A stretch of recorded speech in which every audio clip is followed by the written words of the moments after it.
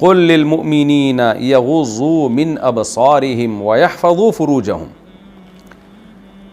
اجازت سے متعلق اللہ احکام دینے کے بعد ایک اور بہت اہم ترین اللہ تعالیٰ حکم دے رہے ہیں مسلم سوسائٹی کے لیے. یہ وہ احکام ہیں جن کا غیر مسلموں کے ہاں کوئی ویلیو نہیں ہے ان احکام کی. وہ کیا ہے کہ اے نبی آپ مومنین سے کہہ دیجئے اپنی نگاہوں سے حفاظت کریں. یعنی نگاہوں میں سے بعض نگاہوں کی من تبعیض کے لیے آتا ہے, بعض نگاہیں ایسی ہیں جن کو جھکانا پڑے گا. وَيَحْفَظُوا فُرُوجَهُمْ, اور اپنی شرمگاہوں کی حفاظت کریں.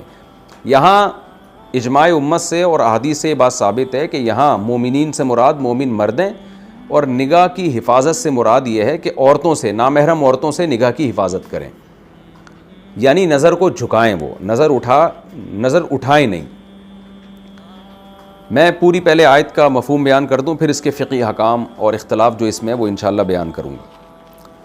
وَيَحْفَظُوا فُرُوجَهُمْ, اور اپنی شرمگاہوں کی حفاظت کریں, یعنی اپنی نظر کی حفاظت کریں اور نتیجے میں شرمگاہ کی حفاظت کریں. کیوں کہ جو اپنی نظر کی حفاظت نہیں کرتا نامحرم عورت سے, بالآخر وہ شرمگاہ کی بھی حفاظت نہیں کرتا, اس کو بھی حرام کام میں مبتلا کرتا ہے.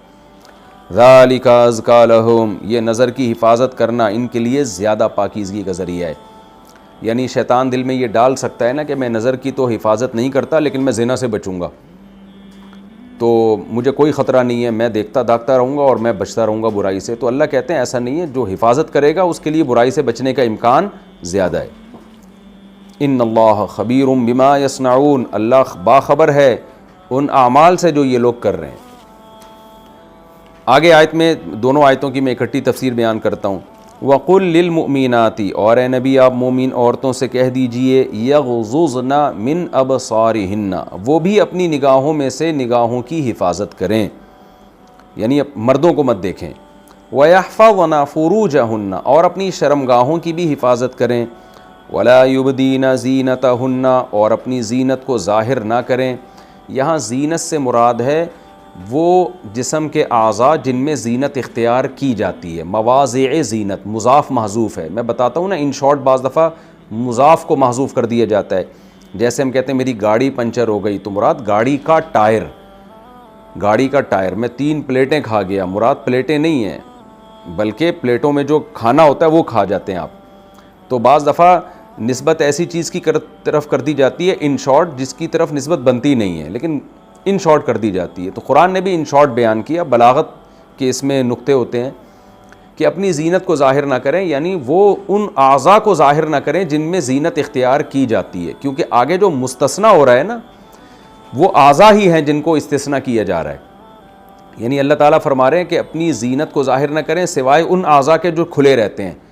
تو کیا مطلب, ان اعضاء کو چھپائیں جن میں زینت اختیار کی جاتی ہے, البتہ کچھ اعضاء ایسے ہیں جن میں زینت تو اختیار کی جاتی ہے مگر وہ ظاہر رہتے ہیں. تو یہ مطلب ہوا. تو اس سے صاف پتہ چلتا ہے کہ پچھلی آیت کا مطلب کیا ہوا کہ لا یبدین زینتہن, یعنی مواضع زینتہن, کہ اپنی زینت کے مواضع کو, اپنی زینت کی جگہوں کو ظاہر نہ کریں, الا, مگر ان جگہوں کو ما ظہر منہا, جو ظاہر رہتی ہیں. کیا مطلب ہے اس آیت کا اور اس سے پچھلی آیتوں کا؟ اس سے جو پچھلی آیت ہے جس میں اللہ تعالیٰ کا ارشاد ہے اے نبی آپ مومنین سے کہہ دیجئے کہ اپنی نگاہوں کی حفاظت کریں, اپنی نگاہوں میں سے نگاہوں کی حفاظت کریں. کیا مطلب کہ جو جب مرد عورت کی طرف دیکھتا ہے نا تو اس دیکھنے کی اور اس نگاہ کی بہت ساری قسمیں ہیں. ایک قسم ہے مستحب, کہ آپ کہیں نکاح کے لیے جاتے ہیں تو شریعت نے آپ کو ترغیب دی ہے کہ ایک نظر آپ اس کو دیکھیں, اپنی ہونے والی بیوی کو, منکوحہ کو.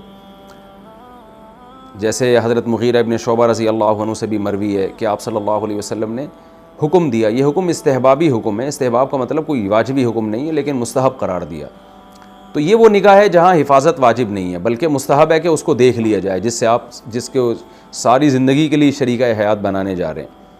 ایک دیکھنا وہ ہے جو جائز ہے, جو مستحب یا ثواب تو نہیں ہے لیکن جائز ہے. وہ کون سا دیکھنا ہے کہ آپ کو کسی نامحرم عورت کو دیکھنے سے کہیں بھی شہوت کا کوئی دور دور کا اندیشہ نہیں ہے آپ میں, اور یعنی کہیں بھی دور دور کا کوئی اندیشہ نہیں ہے, اور نہ وہ عورت باپردہ ہے کہ وہ اس کو برا لگ رہا ہے کہ کوئی مجھے دیکھے. تو تو یہ وہ دیکھنا ہے جو جائز ہے. اس کی میں ڈیٹیل بتاتا ہوں, اس کو ایز اٹ از نہ لیا جائے, پوری میں آگے اس کی تفصیل بیان کرنی. اصل مسئلے کے لحاظ سے یہ جائز ہے دیکھنا. اور ایک تیسرا دیکھنا وہ ہے جس میں آپ شہوت کی نیت سے کسی عورت کو دیکھ رہے ہیں لذت حاصل کرنے کے لیے کہ کتنی خوبصورت ہے, اور اس میں آپ کی طبیعت پھر اس کی طرف مائل ہو رہی ہے, یہ نظر بالشہوہ کہلاتی ہے, یہ حرام ہے جو اس آیت میں داخل ہے. اور ایک چوتھی صورت یہ کہ آپ دیکھ تو شہوت کی نیت سے نہیں رہے ہیں, لیکن آپ کو خطرہ ہے کہ میں دیکھوں گا تو شہوت پیدا ہو جائے گی, تو یہ دیکھنا بھی حرام ہے. تو دیکھنے کی بہت ساری قسمیں ہیں, تو اللہ نے کہا بعض قسمیں ایسی ہیں جو حرام اور ناجائز ہیں. تو ان بعض میں 2 قسمیں ناجائز ہیں. ایک شہوت کی نیت سے دیکھنا, یعنی آپ دیکھ ہی بری نیت سے رہے ہیں, جیسے کہ عام طور پر آج کل لڑکے لڑکیوں کو اسی نیت سے دیکھ رہے ہوتے ہیں. اور دوسرا اس نیت سے دیکھ تو برائی کی نیت سے نہیں, لیکن آپ کو غالب گمانے کہ میں دیکھوں گا تو میرے دل میں خیالات وسوسے اور شہوت پیدا ہوگی. تو یہ 2 قسم کے دیکھنے حرام ہیں. ایک قسم کا دیکھنا جائز ہے, وہ دیکھنا ہے کہ جس میں آپ کو کوئی نہ شہوت ہے نہ شہوت کا کوئی خطرہ ہے. اور ایک قسم کا دیکھنا مستحب ہے, وہ ہے کہ آپ نکاح سے پہلے کسی ضرورت سے دیکھتے ہیں. اسی طرح علاج معالجے کی نیت سے دیکھنا ڈاکٹروں کا کسی پیشنٹ کو, تو وہ بھی جائز ہے. اسی طرح کورٹ میں جب کوئی عورت گواہی کے لیے آتی ہے تو عدالت کا اس عورت کے چہرے کی طرف دیکھنا تاکہ اس کو کانفیڈنٹلی یہ پتہ ہو کہ کس عورت نے گواہی دی ہے, کیونکہ کیس میں ایسا مبہم چیزیں نہیں ہوتی. جو گواہ ہوتے ہیں ان کا ریکارڈ رکھا جاتا ہے. پہلے زمانے میں تو کمپیوٹرائز سسٹم نہیں تھا, نہ کوئی بائیو میٹرک کا کوئی سسٹم تھا, تو اس میں تو یہی تھا کہ جج دیکھے علی وجہ البصیرہ کہ کون سی عورت ہے جو فلاں کے خلاف گواہی دے رہی ہے. ایسا نہ ہو کہ برقعے میں کوئی اور عورت چھپی ہوئی ہو, نام کسی اور کا اناؤنس ہو رہا ہو, تو گواہی کا سارا نظام خراب ہوگا.